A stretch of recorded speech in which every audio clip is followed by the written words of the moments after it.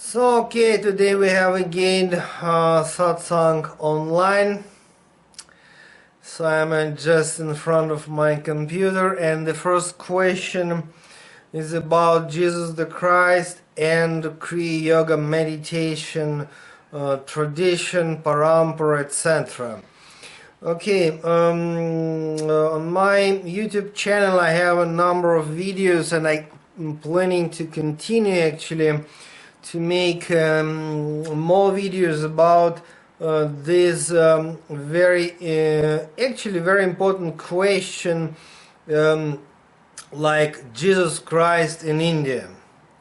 Well, we have so-called missing years, something like 15 to 17 years, and we don't know what actually Jesus, where he was, what he did, what he done, like starting with the like age of 13, 14 till the age 29 or 30 even.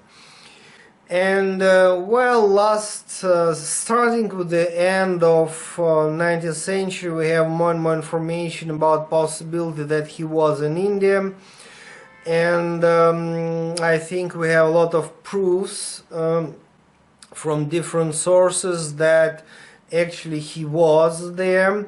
And in this video I'm not going to give all that details, because I have like a separate actually number of videos where I'm speaking about it with a lot of details.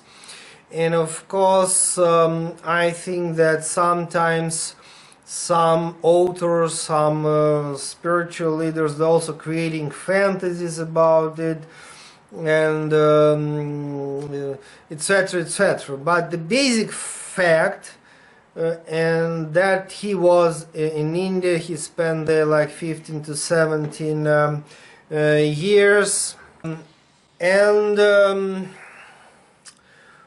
well, we have many very unusual questions regarding Jesus. For example, his family life. Was he monk, or maybe Mary Magdalene was his wife? So many questions like that. But let us not to mix everything in a one bunch of questions, because for example, personally for me, all that evidences which we have about years which he spent and learned meditation and philosophy in India, that's obvious for me.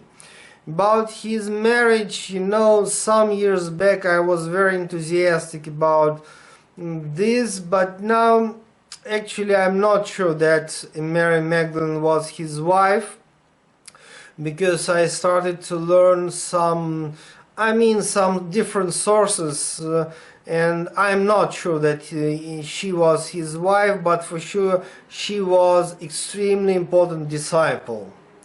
And it's like his main disciple as the coordinator was Peter, his favorite disciple was John, and who knows, like, you know, maybe one, like the third one was Mary Magdalene, but now I'm not so sure that she was his wife. But at the same time, it's like, you know, cool idea to say that she was, but that's actually a totally different question. And from maybe she was his tantric partner. You see, if we say that she was his partner, that means she was his wife anyway. But it's looked like Jesus' approach was like, do not touch money, do not concentrate on sexual relationship. That's looked like that was his spiritual approach. And well, it's very difficult to speak about financial success and Christianity. And again, do not make me wrong, but actually Roman Catholic and Orthodox Christian approach that, okay, spirituality and money is it's a difficult question, it's a difficult relationship, yeah, connection. Sometimes we may joke about relationship between meditation and money. Sometimes we can say about connection. But in the Protestant church or in Baptist church, they easily speak about, okay, you can be spiritual and rich, and it's extremely difficult because Jesus actually, his approach was anti-state, anti-family, anti-financial, and anti-patriotic. And all Christian nations like European, South and North American countries, Russia, all that Christian countries, they speak about, okay, Christianity, and then about patriotic ideas like to support country. You know, it's a crazy stuff because Jesus was strictly against all that. And family and parents and sexual relationship and money and you know, whatever patriotic ideas, he was just very strict meditation and devotional. And by the way, Jesus, for sure, for me, he was Advaitic and at the same time Bhakta person, so it means self-inquiry and devotion to God at the same time. But you know, it's really funny that all Western countries, they take Jesus as support, but actually Jesus was anti-social guy. And okay, we have from different sources, from my guru Yogi Rama and from Yogananda, at least oral tradition in the Yogananda school. I know from different sources that actually we have at least idea, but for me it is just for sure, but somebody may take it as guess, that when Jesus spent like 15 to 17 years in India, his main guru was Mahavatar Babaji. And according to the Yogananda Paramahamsa opinion, which is very important for me personally, that some very, like, you know, the main apostles, the main disciples of Jesus were initiated into techniques which we may call as a Kriya Yoga. Maybe like, you know, we suppose about John, we suppose about Paul, we suppose about Peter, maybe not all 12 disciples, but some of them practiced that special techniques. It is absolutely sure for me that they didn't call it Kriya Yoga, but let us not be attached to the names. As you know, many thousands years back, actually these techniques which we call Kriya Yoga, you know, people call it Raja Yoga, Patanjali Yoga, Ashtanga Yoga, Kriya Yoga, so many names. So doesn't matter how apostles and Jesus himself could call this tradition, but that was similar techniques. And if somebody will ask, oh come on, can you prove it? I say no. You know, I can't prove it scientifically, but I just may say that my guru Yogi Rama, who is not so famous at the moment, but okay, Yogananda Paramahamsa, because of his brilliant book, Autobiography of a Yogi, okay, that gurus, they say this. And if somebody will ask, okay, how it's possible that Yogananda told to the people this kind of nonsense, I say, okay, because he was great saint and clairvoyant mystic, that's the reason why he told all that. And sometimes we speak about proofs, and we hope that it must be logical, or we have to touch it, you know, it must be some archaeological proofs or any ancient documents. Yes, that's our proofs. But apart from that, in esoteric traditions we have a proof which is clairvoyance. And maybe somebody may say that this is not enough, but really clairvoyance of the highly advanced masters is a huge proof. And now we have actually millions of crazy people who proclaim that they are clairvoyant, but they are not. In my life I met maybe a few hundreds of people who told me that they are clairvoyant, but they are not.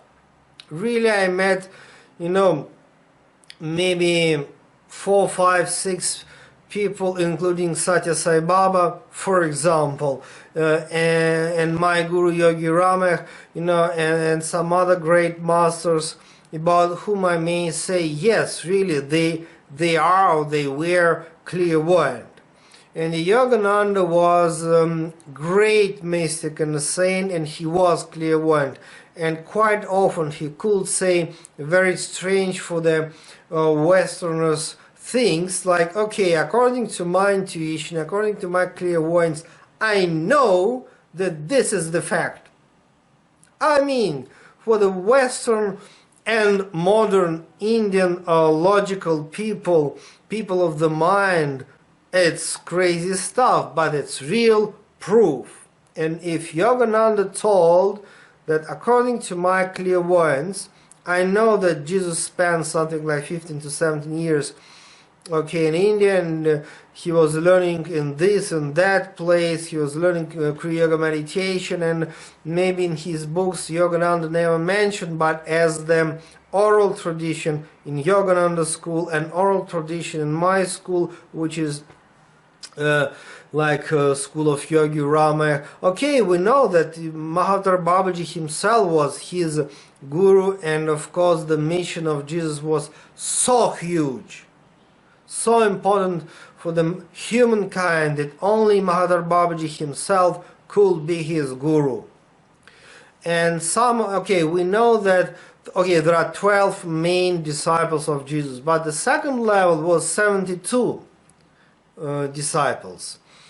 And I think that Gospel, according to the Luke, he is mentioning all that, and that's very important to know. And maybe some of the disciples, they received this initiation to Kriya Yoga meditation from Jesus, and not all of them maybe. And at least I may say that when we read Revelation or Apocalypse, that's purely Kriya Yogic scripture. And I have planned, of course I'm not going to speak about it right now, but I have planned to make videos and write another book about Revelation or Apocalypse, and to analyze it from the standpoint of Kriya Yoga. And before me, of course, Yukteswar actually already done it wonderfully. But we may try to go even deeper into that. But Revelation or Apocalypse is actually not about end of the world, not about awful stuff, not about this or that, future. No, it's a pure meditation experience, and symbolically it's like description of Kriya Yoga meditation, just because it's for centuries and thousands of years Kriya Yoga meditation was secret techniques. That's the reason why he didn't say it openly. I mean, John, who wrote this Apocalypse, okay, this is a meditation, not just revelation, but about what? The greatest revelation is meditation. And the people who, like Gnostic, mystical Christian people, they could understand it in a totally different way, which is far away from the level, all that movie people can understand. And I'm not against nice movie, because of course it's wonderful to make some some action movie based on apocalypses, but okay, if we go deeper, then that's about meditation.